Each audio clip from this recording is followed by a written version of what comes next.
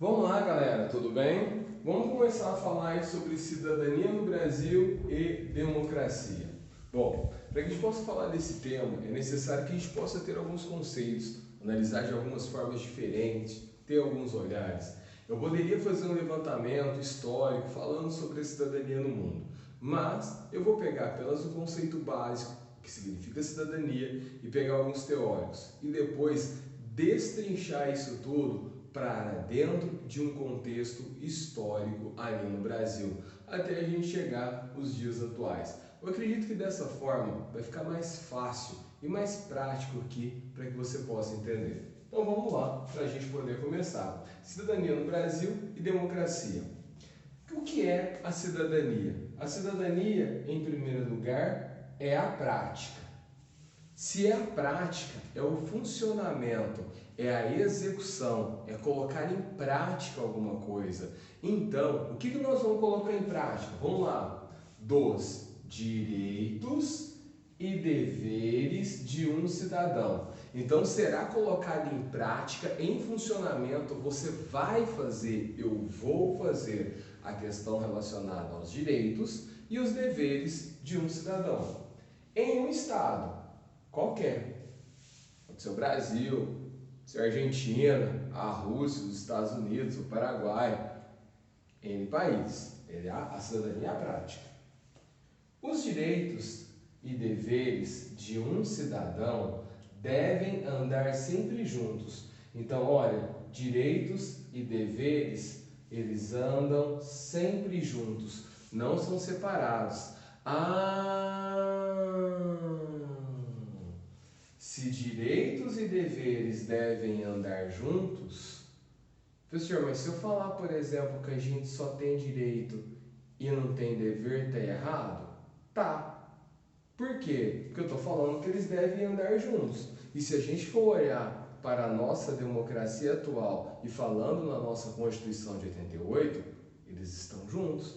Então é incorreto dizer que a nossa Constituição só tem direitos e não tem deveres. Quer ver? Uma vez que o direito de um cidadão implica necessariamente na obrigação do outro. Ah, professor, então me prova que o direito de um cidadão implica na obrigação do outro. Olha só, e vamos colocar na prática o exercício da cidadania.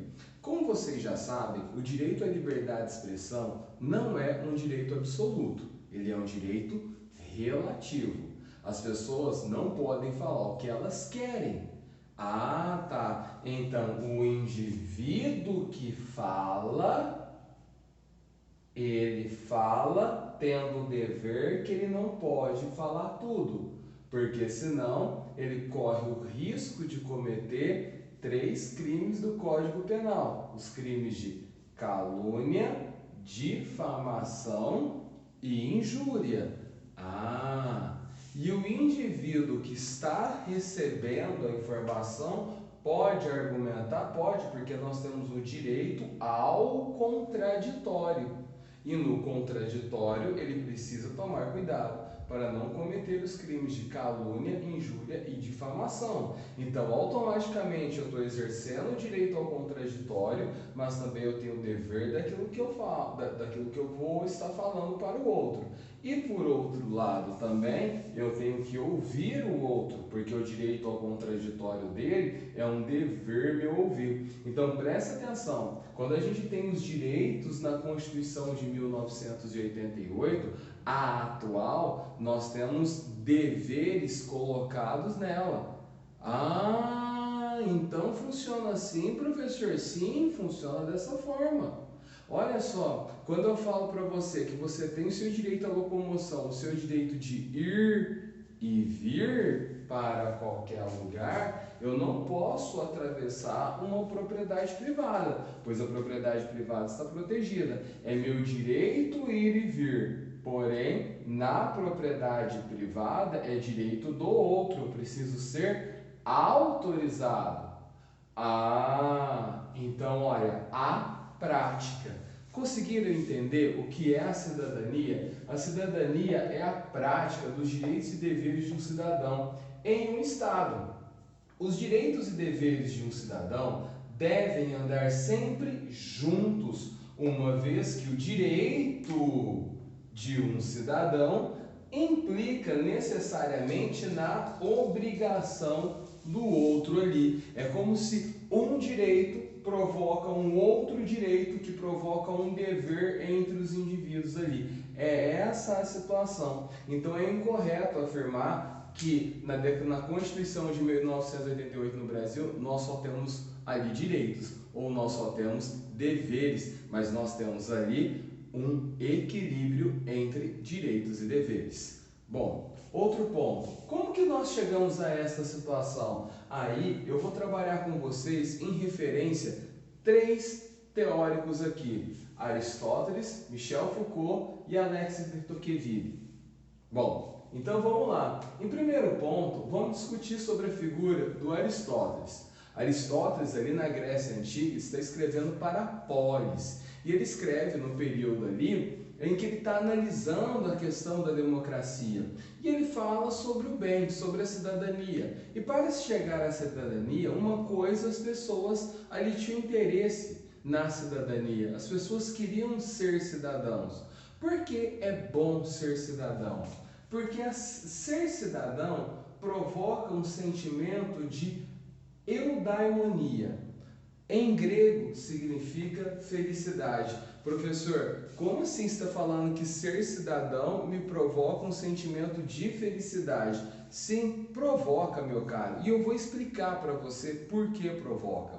Vamos olhar aí a história com os olhos do passado. E lembrarmos que a democracia não atingia a maioria da população. A democracia naquela época ela era extremamente restritiva na Grécia. Apenas um pequeno grupo de pessoas tinham direito à democracia. Então, ser cidadão naquela época, ter direito à democracia, dava condições a você a felicidade do sumo bem.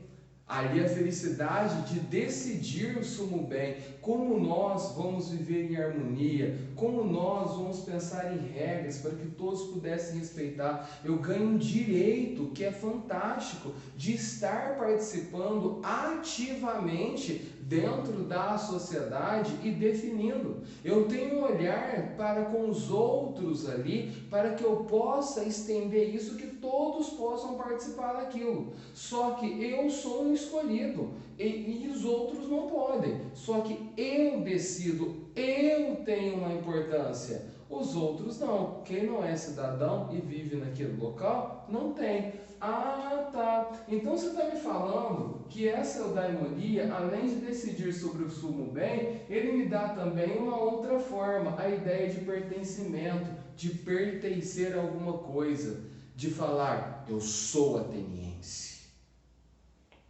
eu sou espartano, nossa, eu sou um persa. Então dá o sinal de que eu também falar que eu pertenço àquela região, porque eu tenho orgulho daquilo. Aquela região me acolheu. Senão não teria lugar, poderia ficar vagando, mas não, eu sou ateniense, eu venci tal coisa, eu posso cantar as honras e as glórias daquele local. Aquele local me aceita como cidadão e eu participo diretamente da política, eu vou participar das leis, dos benefícios que eu vou fazer o outro, eu vou votar, eu vou eleger, eu tenho condições de fazer isso. Olha, a felicidade de atuar pelo bem público, a felicidade de buscar ali dentro da polis construir uma harmonia entre os cidadãos e que se possam todos viver em paz, graças ali às minhas ideias. Eu pensei, eu raciocinei uma forma disto funcionar. Isso naquela época provocava felicidade, professor? Bastante. Isso provoca. Você quer ver o detalhe? Você já parou para imaginar se você tem um problema na sua cidade e aí de repente você faz um projeto de lei, leva para a Câmara dos Deputados, esse projeto é aprovado, o prefeito executa ele, coloca em prática e o problema realmente é resolvido? Você já parou para pensar na felicidade que vai ter isso? Você pensou isso. Você raciocinou, você usou a lógica, algo que ninguém pensou antes, foi você. Não vai me dizer que isso não vai te trazer felicidade. Ah, deu para compreender? Não é uma felicidade dada ao individualismo, mas uma felicidade daquilo que você produz para o coletivo. Bom, Michel Foucault. Michel Foucault é um autor que trabalha com a figura do poder. Há um livro dele importantíssimo chamado Microfísica do Poder. E ele vai falar das tecnologias do poder. Ele divide em 3. Quais são elas? A supremacia, a disciplina e o biopoder. Para Michel Foucault, o poder ele é circulante, ele está nas pessoas. Ele não é apenas daquele que aponta o dedo para você, que vai lá e fala é assim, assado e tal. Não, não está. O poder tem em todas as pessoas. O poder ele circula entre nós. O poder está na relação entre você e o seu pai, entre o professor e o aluno, entre você e o seu irmão, entre você e o seu colega de sala. Todas as pessoas, de forma direta ou indireta, acabam exercendo poder de alguma forma sobre as pessoas ou sobre algum indivíduo. Bom, então preste atenção. O Michel Foucault ele faz uma análise do poder através da história, e isso é fundamental para nós. Bom, o primeiro ponto que ele aborda é a tecnologia do poder relacionada à supremacia, muito próximo ali à ideia dos reis monarcas, do absolutismo, período da Idade Média e Idade Moderna, quando que o rei ele definia sobre a vida e a morte das pessoas. Então, a autoridade concentrada sobre a figura do rei, ele decide. Até mesmo ali naquela situação ficava muito complicado para que você tivesse esse direito da cidadania como um exercício de poder político, já que se você questionasse o rei, você realmente ali poderia sofrer uma série de problemas. O poder ali estava concentrado nas mãos da supremacia e olha que as pessoas estavam impedidas. Porém, lá por volta do século XVIII, a sociedade mudou. Grupos sociais surgiram novas ideias, as ideias iluministas explodiram e nós tivemos ali a retirada desse poder supremo que vai caindo aos poucos ali no antigo regime e a transferência desse poder para a sociedade. Surge a segunda disciplina do poder, a segunda tecnologia do poder, a disciplina. Dentro do propósito das ideias iluministas, disciplinar o corpo do homem era fundamental. Não só por causa das ideias iluministas, mas porque as relações de trabalho haviam mudado também. Nós temos aqui a industrialização, a primeira revolução industrial, o mundo passa a ver ali as coisas de uma outra forma. E ali o mundo passa a tratar, nessa segunda tecnologia do poder, transformar o indivíduo no indivíduo dócil. Essa tecnologia do poder, ela fala ali sobre a construção de corpos dóceis ali. E como que a gente disciplina o corpo? Através de instituições. Me dê um exemplo, professor, de instituições que disciplinam o corpo. Vamos lá, a escola disciplina o seu corpo.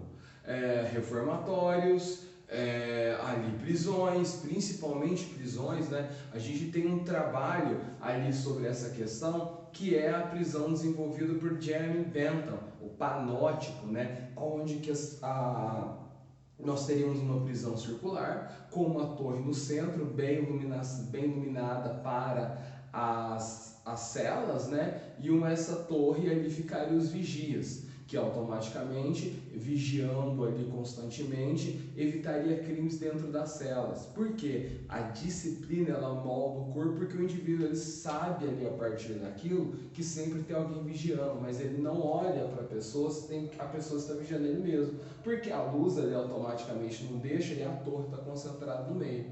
Então passa a ser um mecanismo disciplinador. Olha só, manicômios. A gente passa a querer um modelo de sociedade. E esse modelo de sociedade passa a nos disciplinar a viver daquele jeito. Tô entendendo, professor. Quem não se adapta àquele modelo acaba indo para outros lugares também. Ah, então isso. Então você tem a escola como instituição disciplinadora que vai te ensinar a viver dentro dos critérios daquela sociedade. Olha, você tem as prisões que também vão fazer o seguinte: se você não se adaptou naquele momento, eu vou te ensinar dentro da prisão ali para que de fato você possa viver fora quando sair daqui. Você está tendo uma punição. Ah, e por que não mata? Porque matar o indivíduo não é mais tão legal. Pode faltar braços para mim em meio a uma grande revolução industrial. Eu posso também ali ofender outras pessoas. Então a morte aqui ela passa a não ser tão necessária. A ideia é a disciplina. Ah, isso vai prevalecer durante alguns anos, né? E ali dentro, durante o século XVIII, o século XIX, até que nós partiremos para a figura do biopoder. Bio, vida, o poder. E nessa situação, o poder do Estado, ele age para proteger o indivíduo. Como assim? Proteger o indivíduo dele mesmo e dos outros. Ah, tá. Então, professor, veja bem, é quando eu tenho ali, por exemplo, os direitos naturais. Sim, os direitos naturais, ele me protege contra os abusos do Estado. Sim, e ele protege também contra os abusos de outras pessoas. Correto. Ah, tá. Então o Estado, que era extremamente autoritário, ali numa situação em que ele definia ali entre a vida e a morte lá atrás, agora ele está num critério no biopoder de me proteger, porque é importante a minha vida para ele, correto? E ali a vida dos outros também. Ah, e ele me protege contra mim também? Sim, lógico. Olha que coisa perfeita. Bom, dentro dessa questão toda, que você já entendeu que o poder é circulante e que nós estamos vivendo num período contemporâneo muito ligado à figura da disciplina e do biopoder, eu tenho que falar para você sobre a democracia. E eu vou pegar um dos teóricos da democracia, que na minha opinião é um dos mais importantes para que você possa entender esta situação. Eu tenho muita raiva quando eu vejo, por exemplo, alguns professores explicando o que é a democracia. Por quê? Não é aquela situação, muitas vezes, da professorinha do Fundamental 1 que fala o seguinte: gente, escolha entre A e B. A maioria escolheu A, a minoria B, tá vendo? O poder da maioria. Isso não é democracia, correto? Democracia não é isso. Democracia é outra coisa. Bom, e para isso eu vou usar o Alexis de Tocqueville. Olha o que ele fala. Democracia. A democracia não está ligada à liberdade individual. A democracia, ela não está ligada apenas aos seus direitos individuais. Quais são os seus direitos individuais? Seu direito à vida, à propriedade privada e à liberdade. E mais alguns outros ali. Mas a igualdade entre os indivíduos. E como que seria essa igualdade defendida por Alexis de Tocqueville? A igualdade relacionada à cultura, então a igualdade cultural, a igualdade política, a igualdade perante a lei e a economia.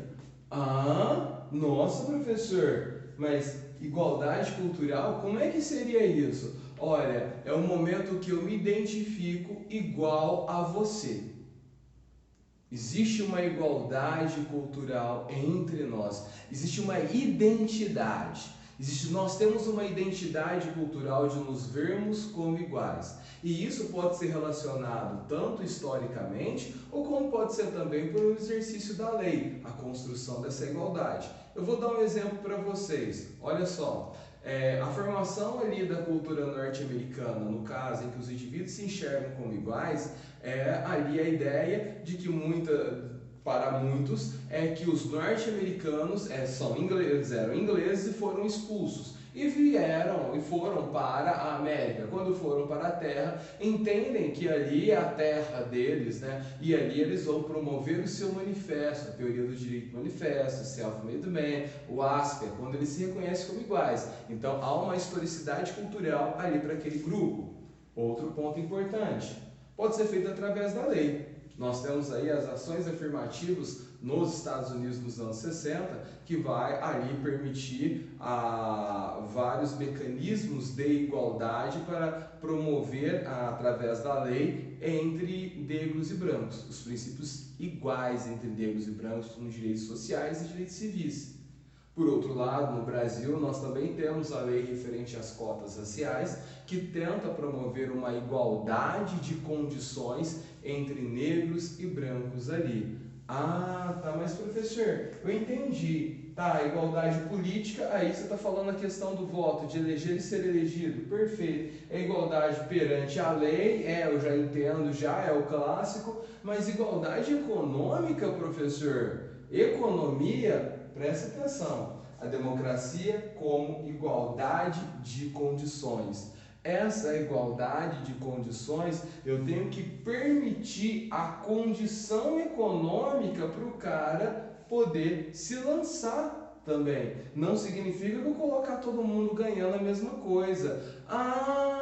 Então que as pessoas tenham as mesmas condições culturais de defender aquilo que pensa referente à sua cultura, correto. De defender aquilo que pensa sobre a sua política, correto também. Olha, de criticar a lei, de fazer projetos, tentar modificar a lei e adaptar ao seu contexto. Então nós passamos a ter igualdade de condições, perfeito. E também a igualdade econômica, tentando ali diminuir as desigualdades sociais e fazer com que as pessoas possam ter um pertencimento àquele Estado com fruto da sua participação ativa do cidadão, correto. Isso é a democracia. Então, professor, se eu estou ali dando igualdade de condições a todos, a democracia não é simplesmente a ideia da maioria, mas permitir que o outro possa se opor a mim.